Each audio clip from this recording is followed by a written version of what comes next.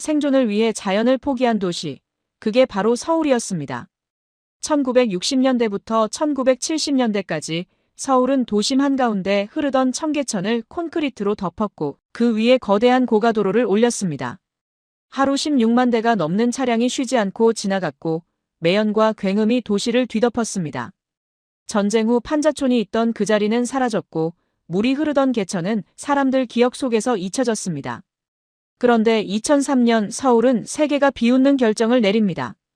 도심 중심부의 고가도로를 철거하고 묻었던 강을 다시 꺼내겠다고 선언한 겁니다.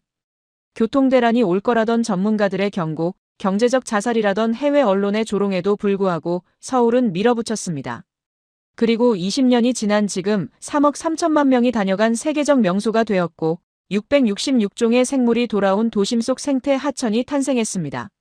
한 미국 CNN 기자는 27년 만에 서울을 다시 찾아 말했습니다. 내가 한 번도 보지 못했던 강을 드디어 봤다고요. 콘크리트 아래 묻혔던 청계천이 어떻게 서울의 봄을 되찾았는지, 그리고 불가능을 가능으로 바꾼 이 놀라운 이야기를 지금 바로 시작하겠습니다. 잠깐만요. 혹시 지금 어디서 듣고 계신가요? 구독과 좋아요 미리 눌러주시면 건강하고 행복한 기운 듬뿍 받으실 거예요. 워싱턴 덜레스 공항. 늦은 겨울 아침이었습니다.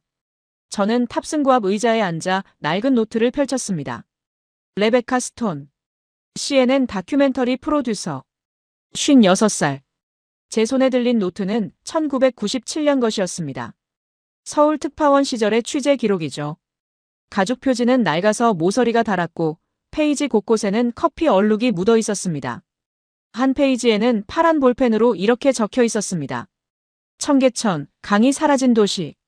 그 아래 작은 글씨로 메모가 더 있었습니다.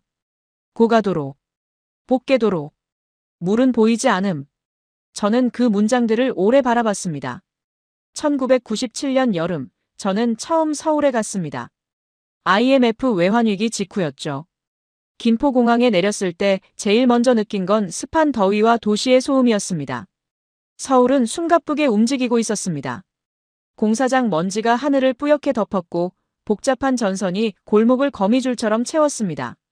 자동차 매연이 코를 찔렀고요. 그때 제가 본 청계천은 강이 아니었습니다.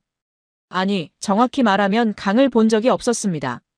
택시를 타고 종로에서 동대문 방향으로 이동할 때였습니다. 차는 높은 구조물 아래를 지나고 있었습니다. 청계고가도로. 거대한 콘크리트 기둥들이 길 양쪽으로 솟아 있었고 그 위로는 또 다른 도로가 펼쳐져 있었습니다. 고가도로 위로는 버스와 트럭이 끊임없이 지나갔습니다. 굉음이 머리 위에서 울렸고 콘크리트가 미세하게 떨렸습니다. 하루 약 16만 대. 그게 이 도로를 지나는 차량 숫자였습니다. 택시기사가 창밖을 가리키며 말했습니다. 여기가 청계천입니다. 저는 창밖을 봤습니다. 하지만 강은 보이지 않았습니다. 넓은 아스팔트 도로만 있었습니다. 주차된 차들, 간판이 빼곡한 상가 건물들, 그리고 고가도로의 그림자. 강이요? 제가 되물었죠. 네, 옛날엔 개천이었대요. 지금은 저 밑에 묻혀 있어요. 복개했거든요. 복개. 그 단어가 낯설었습니다. 강을 덮었다는 말인가요? 그렇죠. 1960년대부터 1970년대까지 공사했어요. 도로 만든 거죠. 저는 그 순간 이상한 느낌을 받았습니다. 강을 묻고 그 위에 도로를 만든다니. 미국에서는 상상하기 어려운 일이었습니다. 저는 노트를 꺼내 적었습니다. 서울의 강은 땅 아래에 묻혀 있다. 고가도로 아래로 들어가면 또 다른 세계가 펼쳐졌습니다. 햇빛이 잘 들지 않는 공간이었습니다. 콘크리트 기둥 사이로 공구상가들이 줄지어 있었고 세운상가 근처엔 전자제품 가게들이 빽빽했습니다. 쇠망치가 철판을 두들기는 소리, 용접 불꽃이 파란빛으로 튀는 모습. 기름 냄새와 철 냄새가 섞여 코를 찔렀습니다. 시끄럽고 복잡하고 지저분했지만 생명력이 넘쳤습니다. 한 상인이 가게 앞에서 부품을 정리하고 있었습니다. 50대쯤 되어 보이는 남자였습니다. 외국 기자세요? 네, CNN입니다. 여기 옛날엔 개천이었대요. 우리 아버지 때는 물도 흘렀다고 하더라고요. 지금은 저 밑에 묻혀 있지만요. 저는 고개를 끄덕였지만 실감이 나지 않았습니다. 이 복잡한 도로와 빼곡한 상가 아래에 강이 있다니요. 도무지 믿기 어려웠습니다. 그날 저녁 호텔로 돌아와 노트에 적었습니다. 청계천은 더 이상 강이 아니다. 도시를 지탱하는 도로이고 사람들의 생계를 떠받치는 상가이고 차량이 쉬지 않고 지나가는 통로다. 물은 어디론가 사라졌다. 탑승 안내방송이 들렸습니다. 저는 노트를 덮고 가방에 넣었습니다. 이번 다큐멘터리 프로젝트 제목은 하나였습니다. 도시는 시간을 되돌릴 수 있을까? 본부에서 제게 서울 취재를 맡긴 이유도 간단했습니다. 청계천 복원 20년. 세계 도시 재생의 교과서라고 불리는 프로젝트. 3억 3천만 명이 다녀갔다는 도심 하천. 하지만 저는 아직 믿지 않았습니다. 도시가 시간을 되돌린다고요? 묻었던 강을 다시 만든다고요? 저는 1997년 그 도로를 기억합니다. 차들이 끊임없이 지나가던 고가도로를요. 콘크리트 기둥 사이로 보이던 상가들을요. 용접 불꽃이 튀던 공구상가를요. 그리고 한 번도 본 적 없는 물을요. 비행기가 이륙했습니다. 창밖으로 워싱턴이 점점 작아졌습니다. 저는 눈을 감았습니다. 머릿속에 1997년 서울이 떠올랐습니다. 복개도로 위를 달리던 택시. 고가도로 그림자 아래 늘어선 상가들. 용접 불꽃이 파랗게 튀던 공구점. 기름 냄새와 철 냄새가 섞인 공기. 그리고 제가 한 번도 보지 못했던 청계천의 물. 비행기는 구름 위로 올라갔습니다. 저는 가방에서 다시 노트를 꺼냈습니다. 마지막 페이지를 펼쳤습니다. 거기엔 1999년 서울을 떠나던 날 적은 문장이 있었습니다. 서울은 강 위에 도로를 만든 도시다. 생존을 위해 자연을 포기한 도시. 그게 내가 본 서울이다. 저는 그 문장을 오래 바라봤습니다. 27년 전 제가 내린 결론이었습니다. 그리고 그때는 그게 진실이라고 믿었습니다. 저는 그 문장 아래 새로운 줄을 그었습니다. 펜을 꺼내 적었습니다. 27년 뒤, 나는 다시 그곳에 간다. 내가 한 번도 본 적 없는 강을 찾으러. 창밖으로 구름이 흘러갔습니다. 저는 생각했습니다. 만약 정말 그 강이 돌아왔다면 그건 단순한 복원이 아닐 거라고요. 그건 도시가 자기 과거를 다시 쓴 거라고요. 묻었던 기억을 꺼낸 거라고요. 비행기 안조명이 어두워졌습니다. 승객들이 하나둘 잠들기 시작했습니다. 저는 노트를 덮고 눈을 감았습니다. 하지만 잠들 수 없었습니다. 머릿속에서 계속 질문이 맴돌았습니다. 도시는 정말 시간을 되돌릴 수 있을까요? 사라진 강은 정말 돌아올 수 있을까요? 그리고 제가 기억하는 그 서울, 고가도로와 복개도로의 서울은 지금 어디에 있을까요? 아니면 완전히 사라진 걸까요? 저는 창밖을 봤습니다. 구름 너머로 대양이 펼쳐져 있었습니다. 끝없는 물이었습니다. 그리고 생각했습니다. 물은 사라지지 않는다고요. 다만 흐름이 막히거나 보이지 않는 곳으로 갈 뿐이라고요. 그렇다면 청계천의 물도 그랬을까요? 27년 동안 어디론가 숨어 있다가 다시 돌아온 걸까요? 저는 다시 눈을 감았습니다. 그리고 꿈을 꿨습니다. 고가도로 아래를 걷는 꿈이었습니다. 콘크리트 기둥 사이로 물소리가 들렸습니다. 작은 물소리였지만 분명히 들렸습니다. 1998년 서울. 한여름의 더운 오후였습니다. 저는 택시를 타고 종로에서 동대문 방향으로 이동하고 있었습니다. 차창 밖으로 도시가 흘러갔습니다. 낡은 건물들 사이로 새로운 건물들이 올라가고 있었고 공사장마다 먼지가 피어올랐습니다. 운전기사가 말했습니다. 청계천 지나갑니다. 저는 고개를 들었습니다. 하지만 강은 보이지 않았습니다. 차는 높은 구조물 아래로 들어가고 있었습니다. 청계고가도로였습니다. 콘크리트 기둥들이 길 양쪽에 늘어서 있었고 머리 위로는 거대한 도로가 펼쳐져 있었습니다. 2층 구조였습니다. 고가도로 위에서는 굉음이 들렸습니다. 버스와 트럭이 쉬지 않고 지나가는 소리였습니다. 콘크리트가 미세하게 떨렸고 먼지가 천천히 내려왔습니다. 여기가 청계천이에요? 제가 물었습니다. 네. 옛날엔 물이 흘렀대요. 지금은 저 밑에 묻혀 있고요. 저는 창밖을 자세히 봤습니다. 고가도로 아래 넓은 도로가 펼쳐져 있었습니다. 아스팔트로 깔린 평평한 길이었습니다. 차들이 주차되어 있었고 상가 건물들이 빽빽하게 들어서 있었습니다. 어디에도 물은 보이지 않았습니다. 강의 흔적조차 없었습니다. 택시가 멈췄습니다. 저는 차에서 내려 천천히 걸었습니다. 고가도로의 그림자가 길게 드리워져 있었습니다. 햇빛이 제대로 들지 않는 공간이었습니다. 낮은데도 어두컴컴했습니다. 기둥과 기둥 사이로 상가들이 들어차 있었습니다. 공구상가였습니다. 세운상가 쪽으로 걸어가자 전자제품 가게들이 나타났습니다. 쇠망치 소리가 울렸습니다. 누군가 철판을 두들기고 있었습니다.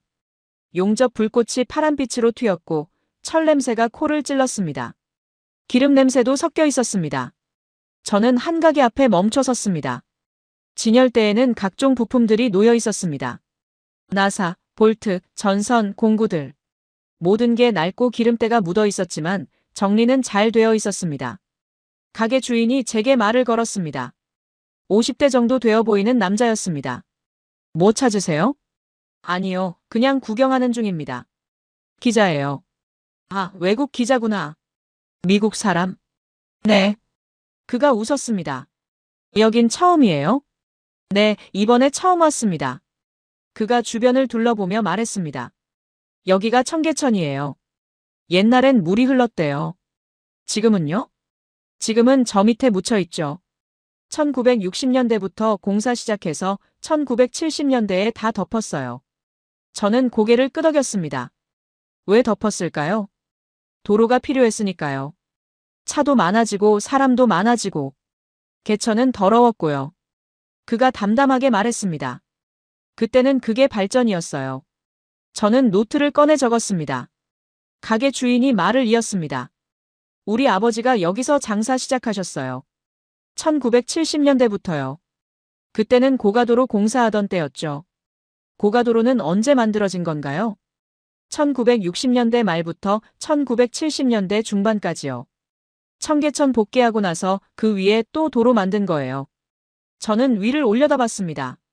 거대한 콘크리트 구조물이 하늘을 가리고 있었습니다. 그 위로 차들이 지나가는 소리가 들렸습니다. 하루에 몇 대나 지나갑니까? 16만 대 정도 된다고 들었어요. 엄청나죠? 16만 대. 저는 그 숫자를 노트에 적었습니다. 불편하지 않으세요? 소음이며 먼지며. 그가 어깨를 으쓱했습니다. 익숙해요. 태어날 때부터 이랬으니까. 우리한테는 이게 일상이에요. 저는 주변을 다시 둘러봤습니다. 고가도로 아래는 하나의 세계였습니다. 햇빛은 없었지만 사람들은 살아가고 있었습니다. 장사하고 일하고 밥 먹고 담배 피우고. 그들에게 청계천은 강이 아니라 이 공간 그 자체였습니다. 저는 계속 걸었습니다. 좁은 골목으로 들어가자 난전이 나타났습니다. 천막을 치고 물건을 파는 사람들이 있었습니다. 옷, 신발, 그릇, 공구. 온갖 물건들이 뒤섞여 있었습니다. 한 할머니가 국수를 팔고 있었습니다. 냄비에서 김이 모락모락 올라왔습니다. 국수 드실래요? 할머니가 물었습니다. 네, 주세요. 저는 작은 의자에 앉았습니다. 할머니가 국수를 그릇에 담아 건넸습니다. 뜨거운 국물에서 김이 올라왔습니다. 여기서 오래 하셨어요? 제가 물었습니다. 30년 됐어요. 젊을 때부터요. 그럼 여기가 물이었을 때도 기억하세요? 할머니가 잠시 생각하더니 말했습니다. 어릴 때 기억나요. 그때는 개천이었죠. 물도 흘렀고. 근데 더러웠어요. 쓰레기도 많고. 지금은요? 지금은 이렇잖아요. 도로가 됐죠. 할머니는 담담했습니다. 그녀에게 청계천의 과거는 그저 오래된 기억일 뿐이었습니다. 저는 국수를 먹으며 주변을 봤습니다. 고가도로, 복개도로, 상가, 난전. 모든 게 층층이 쌓여 있었습니다. 마치 도시가 자기 위에 자기를 계속 쌓아 올린 것 같았습니다. 그리고 그 밑바닥 어딘가에 강이 묻혀 있었습니다. 보이지 않는 곳이에요. 저는 그날 오후 내내 청계천 주변을 걸었습니다. 고가도로는 동대문까지 이어졌고 그 아래 상가들도 끝없이 이어졌습니다. 모든 게 복잡하고 시끄럽고 어두웠습니다. 하지만 살아있었습니다. 생명력이 넘쳤습니다. 호텔로 돌아와 저는 노트에 적었습니다. 청계천은 강이 아니다. 도로다. 상가다. 사람들의 생계다. 강은 어디론가 사라졌다. 아니, 묻혔다. 콘크리트 아래 깊은 곳에.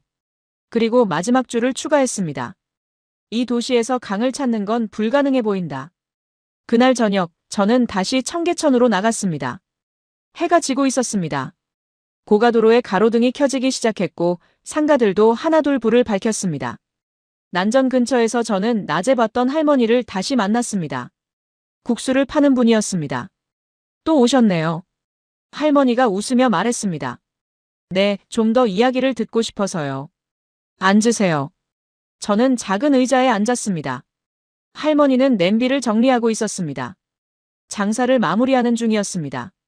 할머니, 청계천 이야기 좀 더 들려주실 수 있어요? 할머니가 손을 멈추고 저를 봤습니다. 뭐가 궁금한데요? 옛날 청계천이 어땠는지요? 물이 흘렀을 때요. 할머니가 천천히 말하기 시작했습니다. 나는 1950년대 태어났어요. 전쟁 끝나고 얼마 안 됐을 때죠. 그때 청계천은 개천이었어요. 물도 흘렀고. 근데 깨끗한 물은 아니었어요. 쓰레기도 많고 냄새도 났죠. 할머니의 목소리가 낮아졌습니다. 그때는 여기 판잣집이 많았어요. 전쟁 끝나고 피난민들이 와서 살았거든요. 판잣집이요? 네. 청계천 둔치에 집을 지었어요. 나무랑 천막으로요. 저는 노트를 꺼내 적기 시작했습니다. 비가 오면요? 물이 차올랐죠. 그래서 무서웠어요. 장마철만 되면 다들 떨었어요. 할머니가 하늘을 올려다봤습니다. 화재도 많았어요. 나무집이니까 불나면 순식간이었죠. 1969년인가 큰 화재가 있었어요. 숭인동 쪽에서요. 150채가 탔다고 들었어요. 저는 숨을 삼켰습니다. 그래도 사람들은 살았어요. 거기서요. 먹고 살아야 하니까요. 할머니가 계속 말했습니다.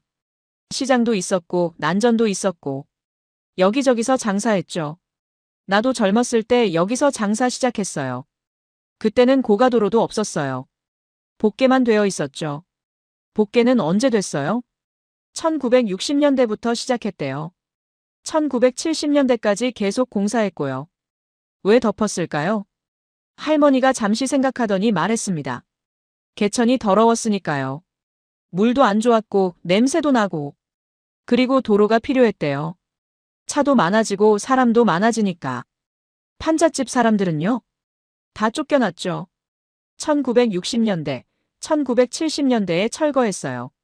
할머니의 목소리가 더 낮아졌습니다. 어디로 갔는지는 잘 모르겠어요. 외곽으로 갔다고 들었어요. 저는 그 말을 천천히 적었습니다. 할머니는 어떻게 여기 남으셨어요? 나는 난전 상인이었으니까요. 장사할 때가 필요했고 여기서 계속했죠. 할머니가 주변을 둘러봤습니다. 고가도로 생기고 상가 들어서고 다 변했어요. 근데 나는 여기 있어요. 30년째요. 저는 할머니를 봤습니다. 그녀의 얼굴에는 주름이 깊게 패여 있었지만 눈빛은 단단했습니다. 지금 청계천 어떻게 생각하세요? 할머니가 웃었습니다. 청계천? 이게 청계천이죠. 도로고 고가도로고 상가고. 물은요? 물? 저 밑에 있겠죠. 어디 있겠어요? 할머니에게 청계천은 과거의 강이 아니라 현재의 도로였습니다. 그녀의 삶은 그 위에 있었습니다. 저는 그날 밤 호텔로 돌아와 노트에 적었습니다. 청계천은 사람들의 기억 속에만 강으로 남아있다. 현실에서 청계천은 도로고 상가고 생계다. 판잣집은 사라졌고 물은 묻혔고 사람들은 그 위에서 살아간다. 그리고 마지막 줄을 추가했습니다. 이 도시는 강을 포기하고 도로를 선택했다.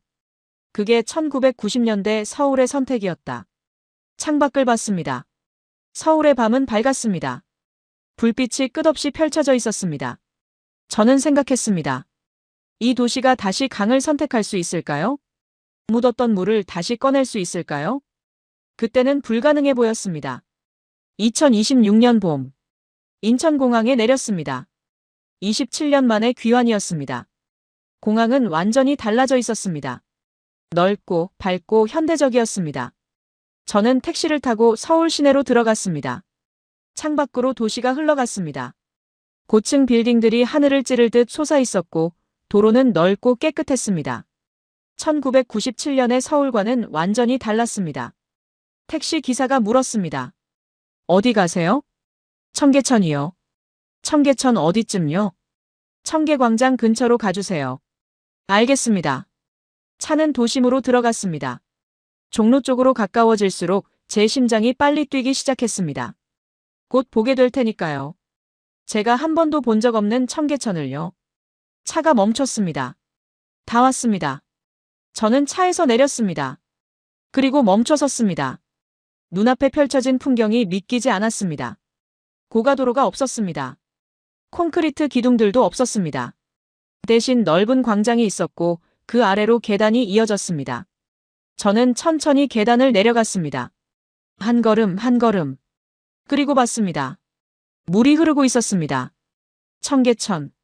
맑은 물이 돌 사이를 흘러가고 있었습니다. 햇빛이 수면에 반사되어 반짝였습니다. 저는 한참을 그 자리에 서 있었습니다. 말이 나오지 않았습니다.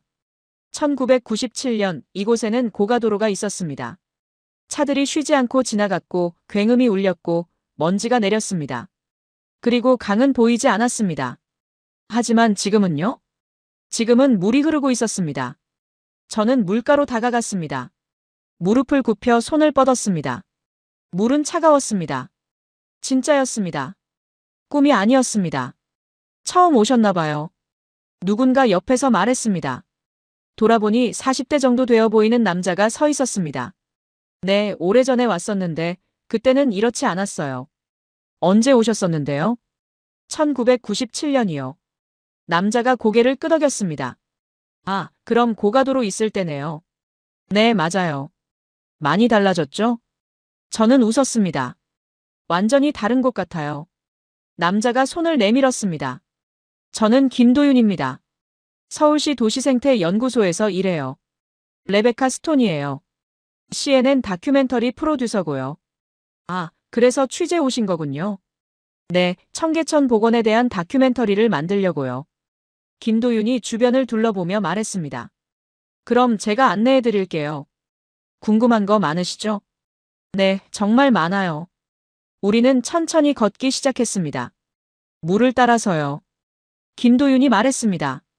2003년에 고가도로 철거를 시작했어요. 2년 3개월 동안 공사했고요.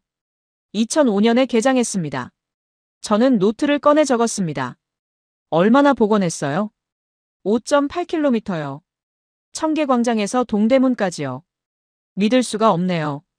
김도윤이 웃었습니다. 저도 처음엔 믿기지 않았어요. 왜요? 저도 여기서 자랐거든요. 어렸을 때요. 그가 주변을 봤습니다.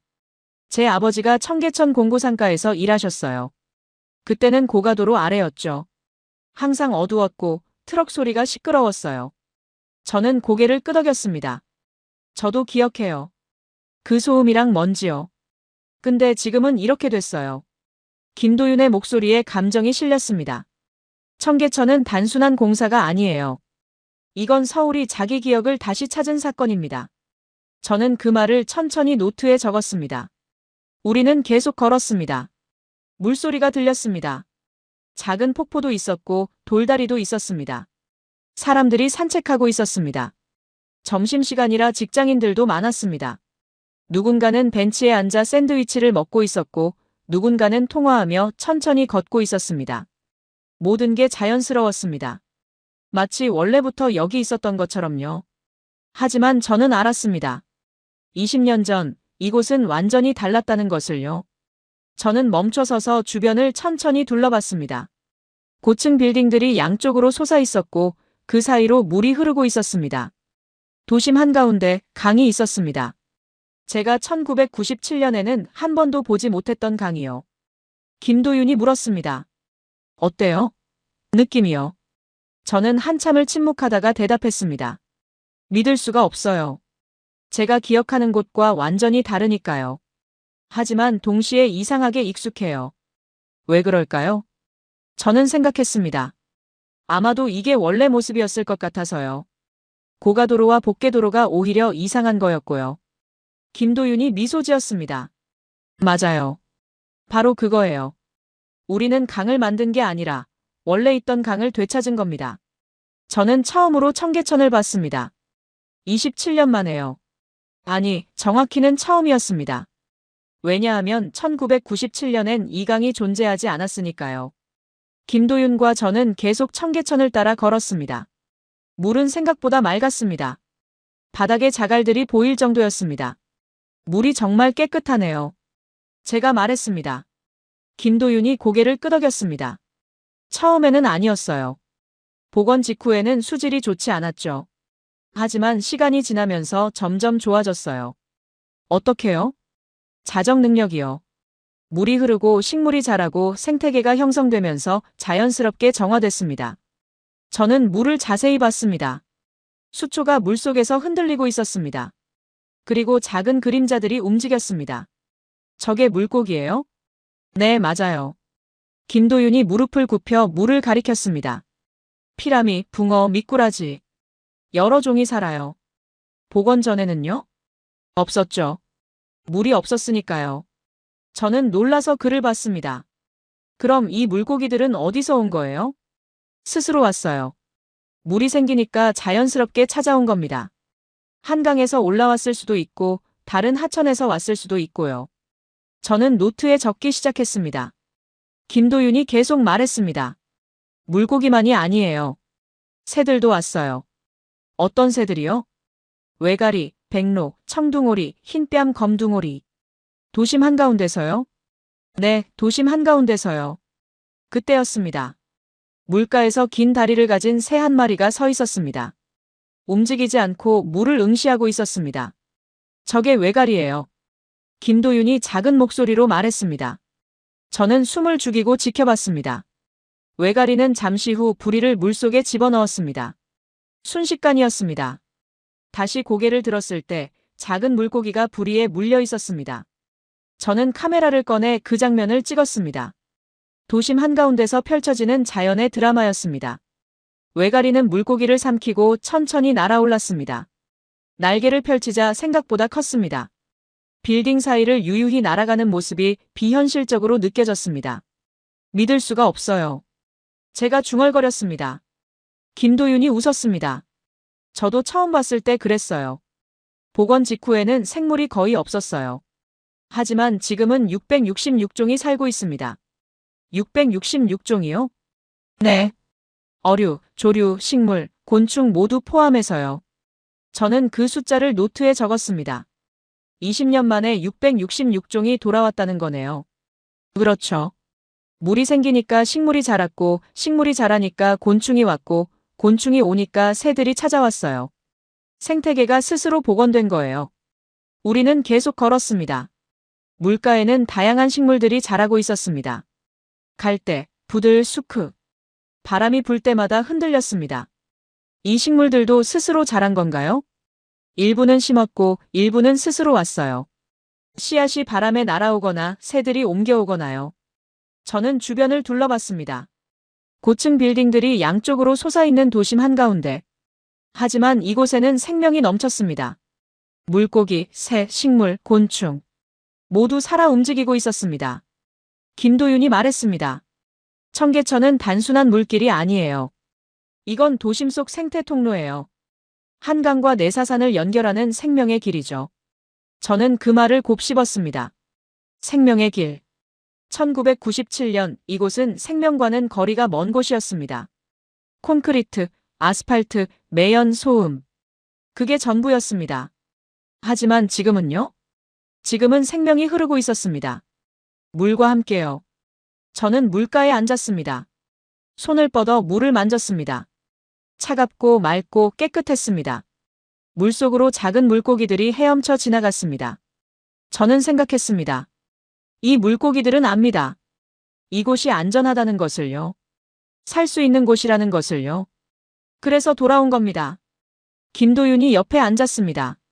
어떤 생각하세요? 저는 잠시 침묵하다가 대답했습니다.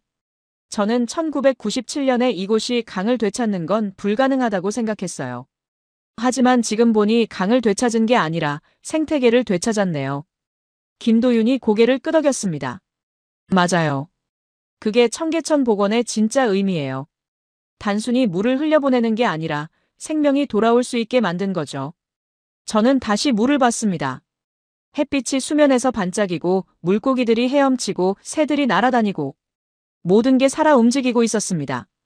27년 전에는 상상조차 할 수 없었던 풍경이었습니다. 점심시간이 되자 사람들이 더 많아졌습니다. 직장인들이 3355 청계천으로 나왔습니다. 누군가는 샌드위치를 먹으며 벤치에 앉아 있었고 누군가는 통화하며 산책하고 있었습니다.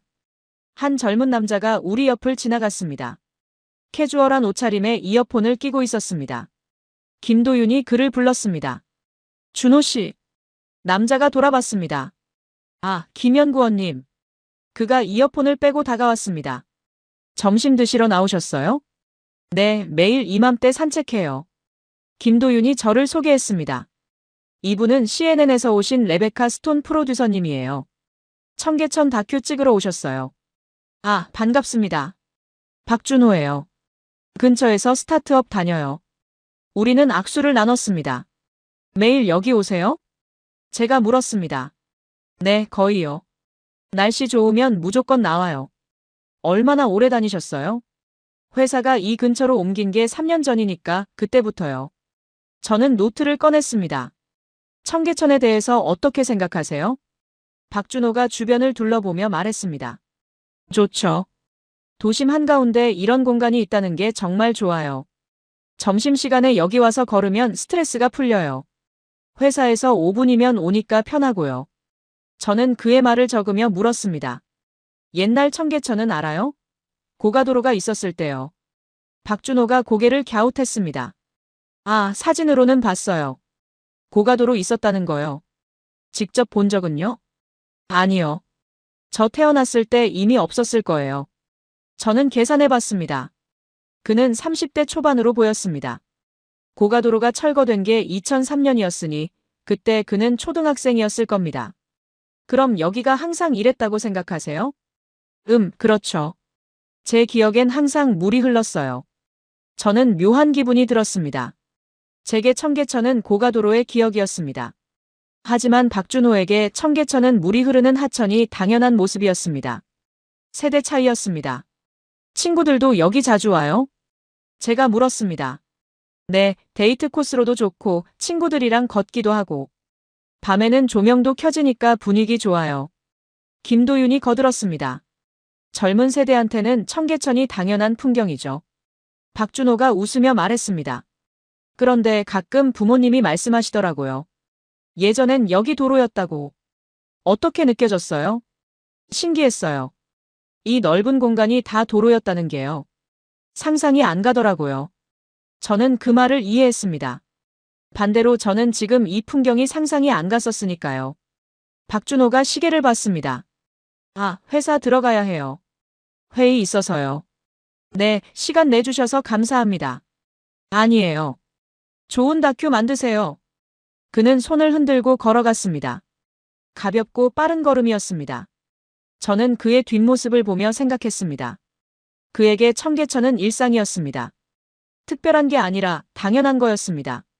매일 지나가는 산책로이고 친구들과 만나는 장소이고 데이트하는 곳이었습니다. 김도윤이 말했습니다. 저런 세대가 청계천의 미래예요. 과거를 모르지만 현재를 당연하게 여기는 세대요. 저는 고개를 끄덕였습니다. 그게 성공의 증거인 것 같아요. 왜요? 복원이 성공했다는 건 사람들이 그걸 특별하지 않게 여긴다는 거니까요. 원래부터 있었던 것처럼요. 김도윤이 미소 지었습니다. 좋은 표현이네요. 우리는 다시 걸었습니다. 젊은 커플이 손을 잡고 걸어가고 있었고 아이를 데리고 나온 부모도 있었습니다. 노인도 있었고 외국인 관광객도 있었습니다. 모두가 자연스럽게 이 공간을 사용하고 있었습니다. 마치 원래부터 여기 있었던 것처럼요. 저는 노트에 적었습니다. 새로운 세대에게 청계천은 복원된 하천이 아니라 원래부터 있던 도시의 일부다. 그들은 고가도로를 기억하지 못한다. 그리고 그게 이 프로젝트의 진짜 성공이다. 김도윤이 제 노트를 슬쩍 보고 웃었습니다.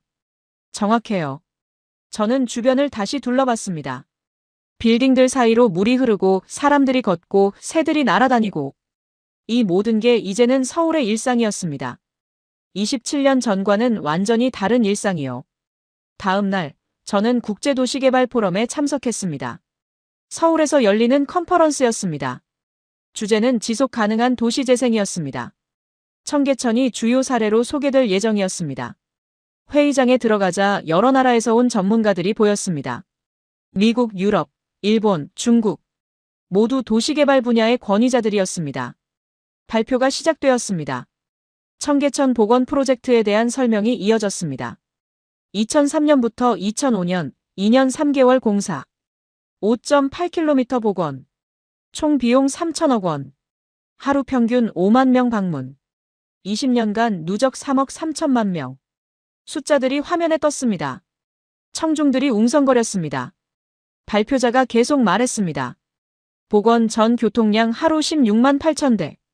복원 후 교통체증 우려와 달리 대중교통 이용 증가로 교통 흐름 개선. 주변 부동산 가격 평균 30% 상승. 생물종 666종으로 증가. 저는 노트에 받아 적었습니다. 발표가 끝나고 질문 시간이 되었습니다. 한 남자가 손을 들었습니다. 미국인으로 보였습니다. 마이클 로웰입니다. 글로벌 도시투자회사 회장입니다. 그의 목소리는 낮고 단호했습니다. 질문 하나 드리겠습니다. 이 프로젝트의 경제적 타당성은 어떻게 평가하십니까? 발표자가 대답했습니다. 직접적 경제 효과뿐 아니라 도시 브랜드 가치 상승을 고려해야 합니다. 마이클이 다시 물었습니다. 도시 브랜드요? 구체적으로요? 청계천은 서울의 상징이 되었습니다. 관광객 증가, 국제 인지도 상승. 이 모든 게 경제적 가치입니다. 마이클은 잠시 침묵하다가 고개를 끄덕였습니다. 흥미롭군요. 휴식 시간에 저는 마이클에게 다가갔습니다. 마이클 로웰 씨, 잠깐 이야기 나눌 수 있을까요? CNN에서 왔습니다. 물론이죠. 우리는 복도로 나왔습니다. 청계천에 대해 어떻게 생각하세요? 제가 물었습니다. 마이클은 잠시 생각하더니 말했습니다. 솔직히 말하면 처음에는 회의적이었습니다. 왜요? 경제 논리에 맞지 않는다고 생각했거든요. 고가도로를 철거하고 강을 만든다? 교통대란이 올 거라고 봤죠. 하지만 직접 보니 달라요. 그가 창밖을 봤습니다. 멀리 청계천이 보였습니다. 이건 단순한 환경 프로젝트가 아니에요. 도시 브랜딩이에요. 정체성 구축이고요. 저는 그 말을 노트에 적었습니다. 마이클이 계속 말했습니다. 뉴욕, 런던, 파리. 세계 대도시들은 역사와 문화로 브랜드를 만들었어요. 하지만 서울은요? 서울은 청계천으로 새로운 정체성을 만들었어요. 산업화 시대의 흔적을 지우고 생태도시로 전환했죠. 그게 성공했다고 보세요? 숫자가 증명하잖아요. 3억 3천만 명이 다녀갔어요. 그게 실패한 프로젝트의 숫자인가요? 저는 고개를 끄덕였습니다. 다른 도시들도 할 수 있을까요? 마이클이 웃었습니다. 그게 어려운 질문이에요. 왜요? 서울은 용기가 있었어요. 고가도로를 철거하는 용기요. 다른 도시들은 그 용기가 없어요. 기존 구조를 바꾸는 게 두렵거든요. 저는 그 말을 이해했습니다. 변화는 항상 두려운 법이니까요. 컨퍼런스가 끝난 후 저는 혼자 청계천으로 갔습니다. 저녁 시간이었습니다. 야간 조명이 켜지기 시작했습니다. 물 위로 은은한 빛이 흘렀습니다. 사람들이 산책을 나왔습니다. 연인들, 가족들, 친구들. 모두 천천히 걸으며 봄밤을 즐기고 있었습니다. 저는 벤치에 앉아 노트를 폈습니다. 세계가 청계천에 주목하는 이유. 그 제목 아래 적기 시작했습니다. 불가능해 보였던 프로젝트를 성공시켰기 때문이다. 도시 중심부의 주요 도로를 철거하고 하천을 복원했다. 경제 논리를 넘어서는 결정이었다. 하지만 결과는 성공이었다. 3억 3천만 명의 방문객, 생물종 666종, 도시 브랜드 가치 상승. 청계천은 증명했다. 도시는 변할 수 있다고. 저는 펜을 놓고 주변을 봤습니다. 조명 아래 빛나는 물. 천천히 걷는 사람들. 빌딩 사이로 흐르는 강. 이 모든 게 27년 전에는 불가능해 보였던 것들이었습니다. 하지만 지금은 현실이었습니다. 4월 말. 봄이 완전히 왔습니다. 벚꽃이 만개했습니다. 청계천 주변 나무들이 분홍빛으로 물들었고 바람이 불 때마다 꽃잎이 떨어졌습니다. 저는 마지막 촬영을 위해 청계천으로 나왔습니다. 이른 아침이었습니다. 아직 사람들이 많지 않은 시간이었습니다. 저는 청계광장에서 천천히 걸어 내려갔습니다. 계단을 하나씩 밟으며 생각했습니다. 27년 전 이곳을 처음 왔을 때를요. 그때 저는 고가도로 아래를 걸었습니다. 어두웠고 시끄러웠고 먼지투성이었습니다. 그리고 강은 보이지 않았습니다. 하지만 지금은요? 물가에 도착했습니다. 벚꽃 꽃잎이 물 위에 떠 있었습니다. 분홍빛 꽃잎들이 천천히 흘러가고 있었습니다. 햇빛이 수면에 반사되어 반짝였습니다. 저는 카메라를 들어 그 장면을 찍었습니다. 그리고 마지막 내레이션을 녹음하기 시작했습니다. 저는 1997년 서울에 왔습니다. 하지만 그때 저는 이 강을 보지 못했습니다. 강은 땅 아래에 있었기 때문입니다. 목소리가 떨렸습니다. 청계천은 고가도로 아래 묻혀 있었고 하루 16만 대의 차량이 그 위를 지나갔습니다. 매연과 소음이 가득했고 햇빛조차 제대로 들지 않았습니다. 저는 잠시 멈췄습니다. 물을 봤습니다. 27년 뒤 저는 다시 이곳에 왔습니다. 그리고 처음으로 청계천을 봤습니다. 강은 다시 흐르고 있었습니다. 꽃잎이 물 위를 흘러갔습니다. 청둥오리 한 쌍이 그 사이를 유유히 헤엄쳐 갔습니다. 서울은 강을 만든 것이 아닙니다. 숨겨져 있던 시간을 꺼냈습니다. 묻었던 기억을 되찾았습니다. 저는 카메라를 내리고 주변을 천천히 둘러봤습니다. 고층 빌딩들이 양쪽으로 솟아 있었고 그 사이로 물이 흐르고 있었습니다. 벚꽃이 만개했고 새들이 날아다니고 사람들이 걷고 있었습니다. 모든 게 살아 움직이고 있었습니다. 이때 누군가 제 옆으로 다가왔습니다. 돌아보니 할머니 한 분이 서 계셨습니다. 70대쯤 되어 보였습니다. 손주로 보이는 아이가 할머니 손을 잡고 있었습니다. 안녕하세요. 제가 인사했습니다. 네, 안녕하세요. 할머니가 웃으며 대답했습니다. 촬영 중이세요? 네, 다큐멘터리 찍고 있어요. 청계천에 대해서요? 네, 맞아요. 할머니가 주변을 둘러보며 말했습니다. 여기 많이 변했어요. 옛날 청계천 기억하세요? 할머니가 고개를 끄덕였습니다. 물론이죠. 여기서 장사했어요. 젊었을 때요. 저는 놀라서 할머니를 봤습니다. 혹시 27년 전 제가 만났던 그 할머니일까요? 혹시 국수 파셨나요? 할머니가 눈을 크게 떴습니다. 어머, 어떻게 알았어요? 1998년에 만났던 것 같아요. 제가 CNN 기자였는데. 아, 그때. 할머니가 손뼉을 쳤습니다. 외국 기자 왔었죠. 그게 당신이었어요? 네, 최순자 할머니 맞으시죠? 네, 맞아요. 우리는 서로 놀라 웃었습니다. 27년 만에 재회였습니다. 그때는 여기 고가도로 있었는데. 할머니가 말했습니다. 네, 기억해요. 지금은 완전히 달라졌죠? 네, 완전히요. 할머니가 손주를 보며 말했습니다. 이 아이는 이게 당연한 줄 알아요. 물이 원래 여기 있었다고 생각하죠. 손주가 할머니를 올려다봤습니다. 할머니, 여기 옛날에 어땠어? 할머니가 무릎을 굽혀 아이 눈높이에 맞췄습니다. 옛날엔 여기 하늘이 안 보였어. 큰 다리가 위에 있었거든. 다리요? 응. 차들이 지나가는 다리. 엄청 시끄러웠어. 지금은요? 할머니가 하늘을 올려다봤습니다. 지금은 하늘이 보이잖아. 구름도 보이고 새도 날아다니고. 아이도 하늘을 올려다봤습니다. 그 모습을 보며 저는 깨달았습니다. 이게 청계천 복원의 진짜 의미라는 것을요. 할머니는 과거를 기억합니다. 어두웠던 고가도로 아래를요. 하지만 손주는 현재를 살아갑니다. 맑은 물과 벚꽃과 하늘을요. 그리고 그게 자연스러운 겁니다. 원래부터 있었던 것처럼요. 저는 마지막 장면을 찍었습니다. 할머니와 손주가 손을 잡고 걸어가는 모습을요. 벚꽃 꽃잎이 그들 주변으로 떨어지고 있었습니다. 촬영을 마치고 저는 벤치에 앉았습니다. 노트를 펼쳤습니다. 마지막 문장을 적었습니다. 나는 1997년에 서울에 왔다. 하지만 그때 나는 청계천을 보지 못했다. 강은 땅 아래에 묻혀 있었기 때문이다. 27년 뒤 나는 다시 왔다. 그리고 처음으로 청계천을 봤다. 서울은 강을 복원한 것이 아니다. 계절을 되찾았다. 하늘을 되찾았다. 그리고 미래를 되찾았다. 저는 노트를 덮고 주변을 마지막으로 둘러봤습니다. 벚꽃이 바람에 흩날리고 물이 햇빛에 반짝이고 사람들이 걷고 있었습니다. 이 모든 게 27년 전에는 없었던 풍경이었습니다. 하지만 지금은 서울의 일상이었습니다. 당연한 풍경이었습니다.